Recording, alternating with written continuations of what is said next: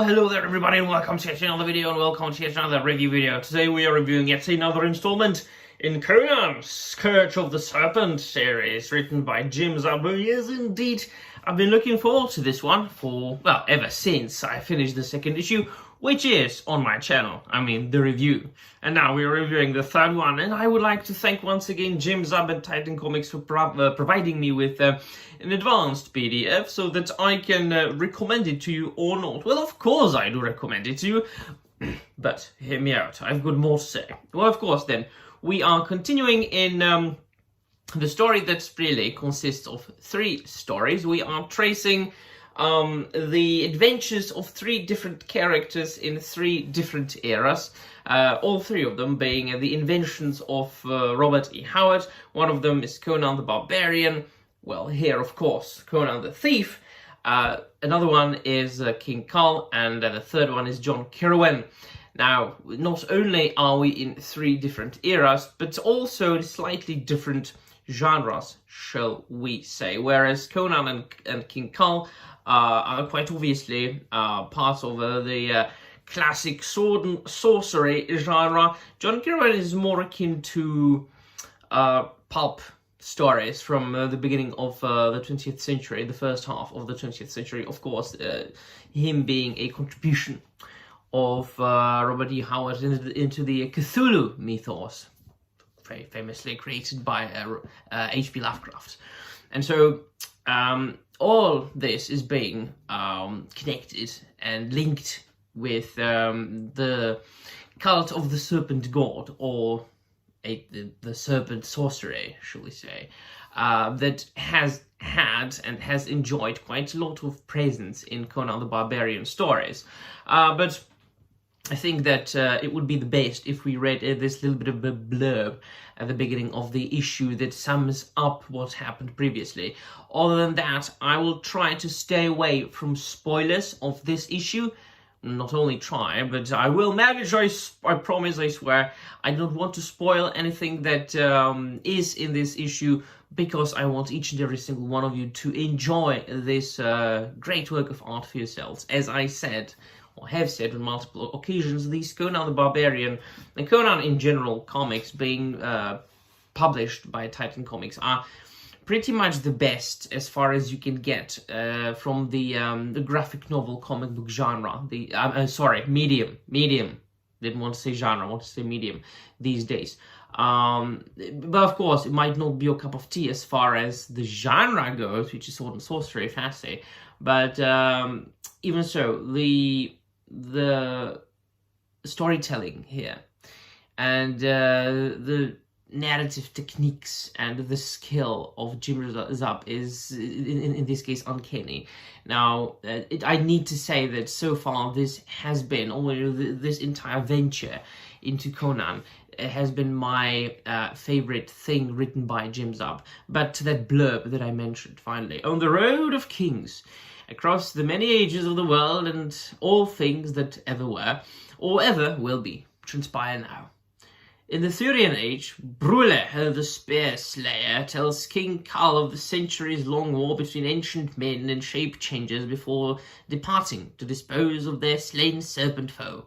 Moments later, Carl is attacked and kills another serpent man, this one disguised as his picked ally. Returning, Brule teaches Carl the words of power to expose a serpent man, Kanama Kalayarama, or Lajarama, whatever you want to pronounce it. In 1934, Professor John Kirwan sees a vision of a strange woman in place of Evelyn Gordon, speaking cryptically of humanity's need to choose. But when Evelyn hears Brule's words echo across time, her eyes turn reptilian, and she raises a loaded pistol at Kirwan. Meanwhile, in the Hyborian age, the murder inquiry in Numalia uncovers set serpent iconography etched on the Stygian bowl. When Astrias Petanius, the man who hired Conan, arrives and refuses to vouch for him, the Cimmerian erupts, cutting down Astrias and the guards in fury. As Brule's words ripple through time, a piercing screech breaks the sudden stillness. Something fearsome and unseen stalks the museum, the true murderer waiting for Conan in the dark. And so, in all these 3 stories, we slowly but surely reach the culmination, the apex of the narrative here, the connected stories. Both these three heroes, yeah, they meet their foe finally. I shall not reveal any of them, although I suspect that, such as myself, you have been able to guess what some of them are. But suffices to say that we are slowly getting to that final combination, to the moment where all those three heroes, quote unquote, although which part of this utterance is in quotes? All quote these three heroes, the three heroes, or everything? I shall leave that unanswered for you to discover. But I think that some of you might have reached the conclusion already. It is really a very satisfying experience to read this, because Jim Zub is able to combine the old and the new, not only through the characters created by Robert E. Howard, and all through the time that he set his characters in, which is quite obviously either just the distant past or the very, very distant past, even the prehistory, as many of the sword and sorcery stories are set in. There is a history before history and even prehistory.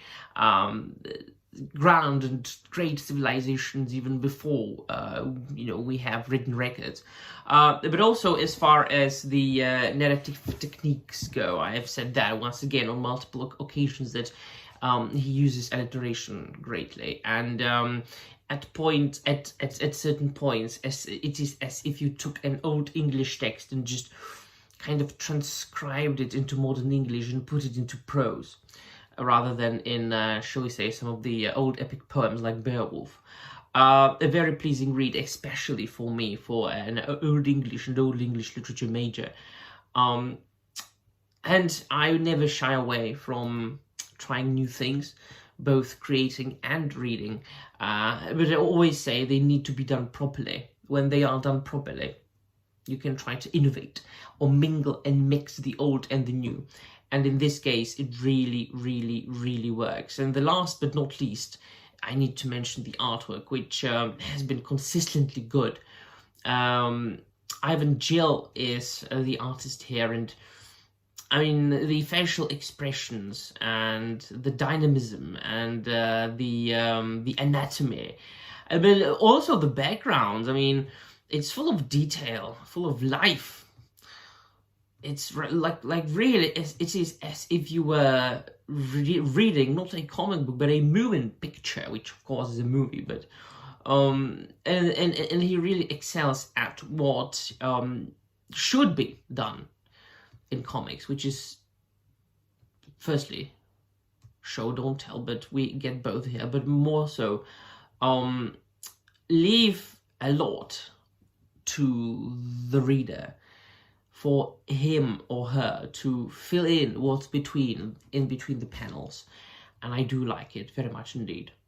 So I have shown some pictures, just a couple of them throughout this video. I'm not going to show any more, because the more I show, the more I rob you of your true own personal experience. So let me know in the comments down below what you think. Have you been enjoying this series so far, or have you been enjoying other Conan titles, such as Conan the Barbarian or the Savage Sword of Conan, the new, not rebooted, but this new series by Titan Comics? Let me know all about it. Then we'll thank you very much for watching, and I'm out here.